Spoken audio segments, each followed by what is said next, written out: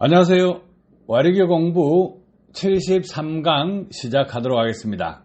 와르기를 장착하고 연비가 몇 프로 올랐다, 이런 부분 일반인들이 쉽게 속을 수가 있습니다. 또 연비를 측정한다 하면서 이 연료통, 연료 온도, 이런 부분 엄청난 차이가 날 수가 있는데 태연하게 모른 척 합니다.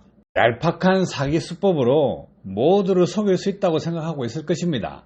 하지만 조금만 알게 되면 와르기 판매자들이 사기치는 연비 사기 수법 쉽게 속일 수 없게 만들 수 있습니다.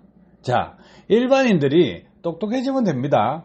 그래서 와르기 판매자들이 모르는 부분, 덜쳐내기 싫어하는 부분, 또 연비 테스트를 할 때 반영을 해야 되는 부분, 이 부분을 설명을 드리겠습니다. 자, 왼쪽 사진 보시면 연료 탱크 형태가 보이죠? 정사각형이 아닙니다. 그래서 이 연료통은 4세대 카니발 2.2 디젤 2020년식 이후 차량입니다. 연료 탱크 용량은 72리터입니다. 그러면 저 위쪽에 있는 부분 불룩불룩 튀어나와 있죠.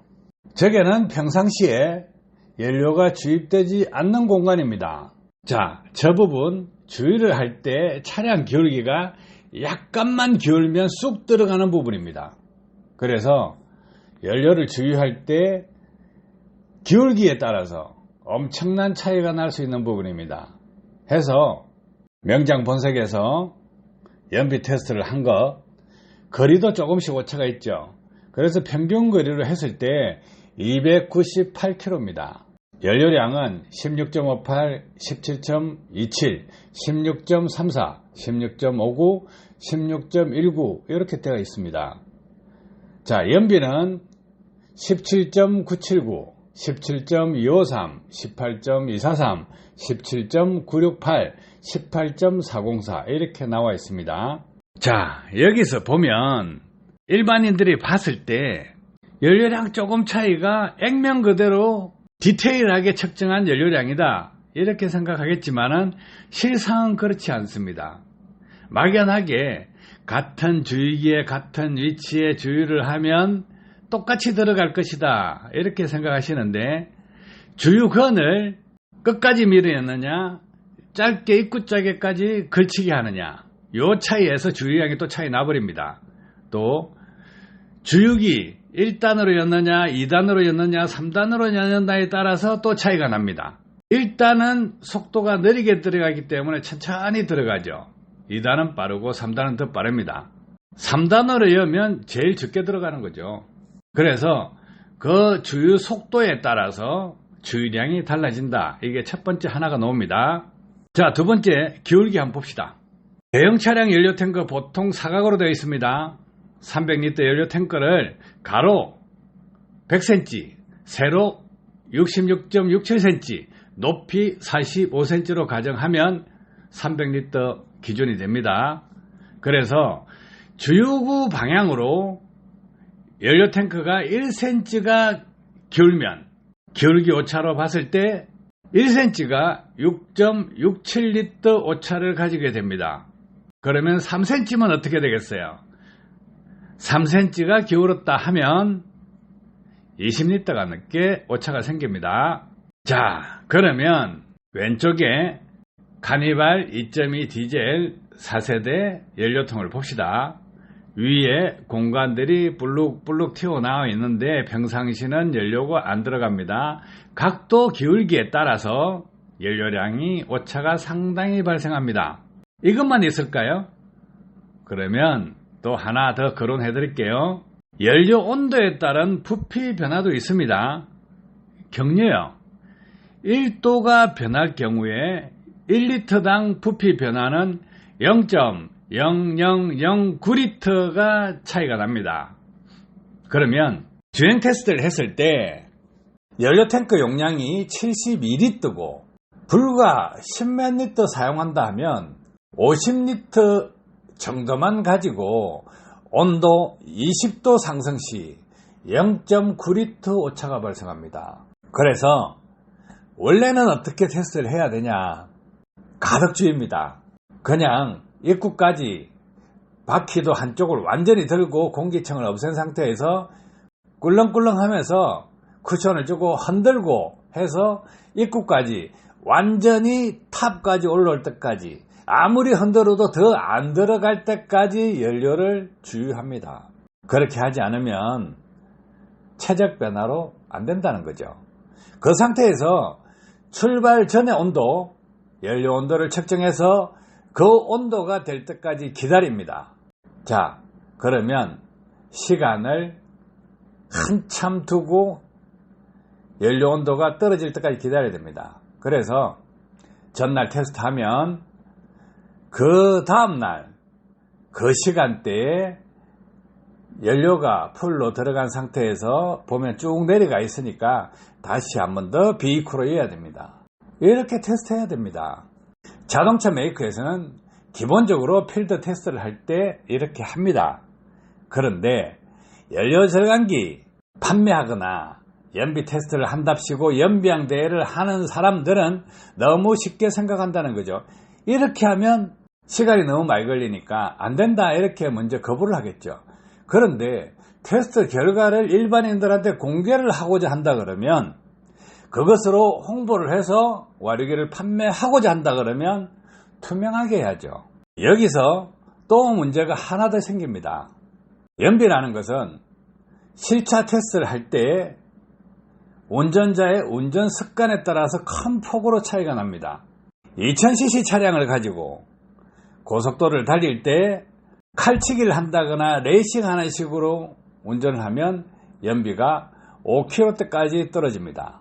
그런데 연비 운전을 잘 해버리면 20km 이상 나옵니다.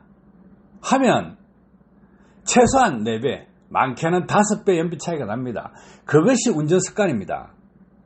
그 속에서 약간만 바꾸더라도 운전 습관이 약간만 바뀐다 하더라도 연비 차이는 엄청나게 나버립니다. 해서 대체적으로 연료 절감기를 개발한다, 판매한다 하시는 분 운전 습관을 뺄 수 있는 방법을 모릅니다.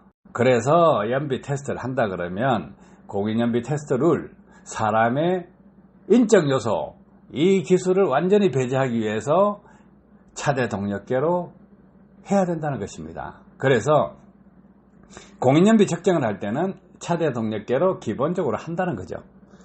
그런데 운전 습관으로 가미시킨다. 자기 차량의 연비를 낼 때 기준 연비를 자기가 직접 운전하면 어떻게 하겠어요? 연비가 안 나오게끔 조져버리면 됩니다. 연비 안 나오게 하는 건 너무 쉬워요. 연비를 많이 나오게 하는 게 어렵겠죠. 기준 연비 대비 와류기 장착 후에 연비를 측정할 때 기준 연비는 아무 의미도 없다는 거예요. 자, 기준 연비가 낮다? 이것은 뭡니까? 테스트할 때 기준 연비 낮게 놓도록 장난을 칠 가능성이 너무 많다. 그래서 비양심적인 액션이 들어갈 수가 있다는 거예요. 자, 의심을 해봐야 됩니다. 그 다음에 연비가 개선됐다 하면 또 자기 차량, 자기 제품을 장착한 차량에 그 업체 대표가 운전을 했다 하면 최선을 다해서 연비 운전을 할 것입니다. 왜? 극적인 효과를 만들기 위해서 1등을 하고 싶을 거 아니에요. 그러니까 기준 연비를 낮게 나오게 운전을 하고 그 다음에 와류기를 장착하고 난 뒤에 연비를 낼 때는 최선을 다해서 연비를 낸다 이거예요. 그런 과정에서 연비가 나온 겁니다. 주유 오차 있습니다. 연료 온도 오차 있습니다. 운전 습관에 따른 연비 오차도 있습니다. 해서 연료 절감기를 달고 나면 대다수 연비 운전을 자기도 모르게 하게 됩니다. 평상시는 마음대로 타고 다니다가 연료 절감기를 달았다, 와류기를 달았다 하면 신경을 쓰게 돼 있어요. 사람이니까요. 이전 같으면 아무 생각 없이 푹푹 밟던 사람들도 연료 절감기를 달고 나면 차분해집니다. 그 결과가 연료 절감기 효과냐 아니면 운전 습관 변화에 대한 연비냐 모른다는 거죠. 발끝에서 한번 푹 바른다 덜 바른다 이 차이에서 연비 차이 확 나버립니다. 아끼기는 힘들어도 낭비하기는 쉽기 때문입니다. 왜? 푹 밟으면 기름 많이 들어가는데 살살 밟고 다닌다 하면 적게 들어가는 거 압니다. 그러면 평상시에는 푹푹 밟고 다니다가 와리기를 달았다, 연료절감기를 달았다 하면 천천히 살살 부드럽게 운전할 거 아닙니까? 연비 차이 나죠. 그래서 호갱이들은 운전 습관 연비 변화도 모른다 이거예요. 해서 와류기 사기꾼들, 연료절감기 사기꾼들은 이런 총체적인 오류, 이 부분을 와류기를 달아서 극적인 연비가 나온다, 좋다 하는 거죠. 그러면 이 금붕어들은 자신이 어디에서 문제가 있는지, 자기가 운전 습관을 바꿔서 나오는 건지, 아니면 와류기를 달아서 역효과가 나오는지 이런 부분 모른다는 거죠. 그러면 와류기 사기꾼은 그까지 알까요? 몰라요. 모르면서 자신이 와류기를 달고 테스트를 해본다 이거예요. 아, 좋아. 자기 자신에게 후한 점수를 주고 계속 좋게만 생각합니다. 그러면 동일한 코스를 운행할 때 처음 갈 때보다 두 번째 갈 때 어떻습니까? 엔진에 열을 받아 있는 상태이기 때문에 연비가 더 잘 나옵니다. 비포 연비가 있고 애프터 연비가 있습니다. 비포 연비를 측정하기 위해서 오전에 한 바퀴를 돌고 왔을 때 엔진이 장거리 주행을 하고 왔기 때문에 상당히 부드럽습니다. 그 상태에서 엔진이 부드러워진 상태에서 다시금 와리기를 장착하고 똑같은 곳을 한 번 더 간다. 300km 타고 나면 엔진 상태가 좋아졌어요. 그 상태에서 엔진 오일 온도라 연료 온도 이런 부분이 최적화되어 있습니다. 똑같은 길을 타보세요. 그러면 두 번째 탈 때는 무조건 연비가 올라갑니다. 해서 와류기 업체들이 안 하는 방법이 뭐냐, 비포 측정을 할 때 와류기를 단다 이거 안 합니다. 비포 때 와류기를 안 달아요. 그냥 타고 갔다 오고 그 다음에 애프터 때 와류기를 달고 갔다 옵니다. 그렇게 하면 연비가 차이가 납니다. 와류기 상관없이요. 똑같은 코스를 처음에 한번 갔다 온다.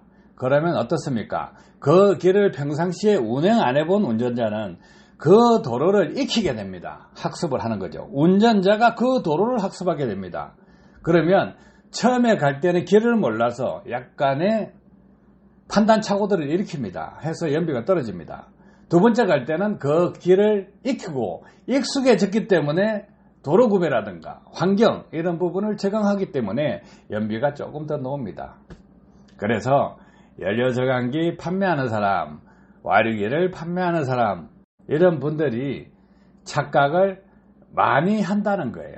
와류기 판매자들 연비 사기 수법에 쉽게 속을 수 있으니까 이런 전체적인 속임수에 속지 않으려면 어떻게 해야 되겠어요?